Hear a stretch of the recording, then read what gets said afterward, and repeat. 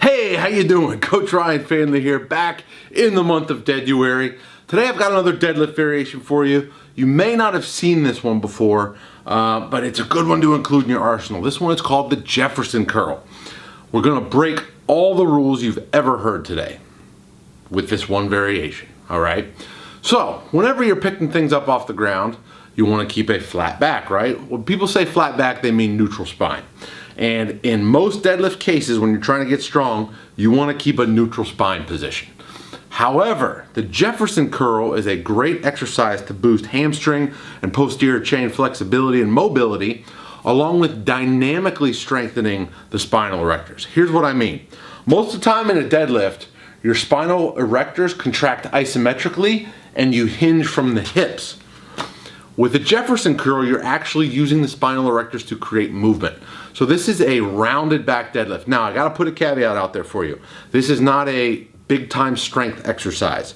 You're gonna do this with very, very light weights, most of the time just an empty barbell, and it's mostly used for mobility purposes. It does have a slight strengthening effect for the spinal erectors in a dynamic fashion, but you do not want to load this up heavy. The reason is because spinal flexion is a mechanism for disc injury. So we don't want to load it too heavy. If you've ever had back problems, completely ignore this video. Wait till tomorrow for a new variation. This is for healthy spines. It's more of a mobility tool. But nevertheless, the Jefferson curl is one of my favorite deadlift variations. Let's dig right in. I'll show you what it looks like from the side. All right, we're here with the Jefferson curl, an awesome mobility movement for your hamstrings and low back. Always want to do this slow and controlled, and you always want to get, maintain control over your spine. Even though you're rounding at the back, the weight should be very, very light. How light? 600-700 pound deadlifter might use 100 pounds, 135 pounds for this tops. Okay, so 1/6 to 1/7 of your maximal deadlift strength. You could do this with dumbbells or with a curl bar as well if an empty barbell is too heavy for you.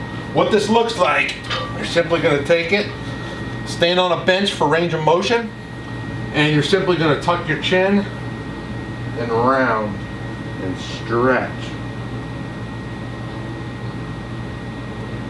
Then on the way up, reverse, keep a rounded back, and then extend each segment of the spine one at a time.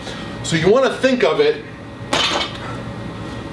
almost like a waving motion for your spine. So you're waving from the bottom up as you contract. You want to contract each segment of the spinal erectors as you go.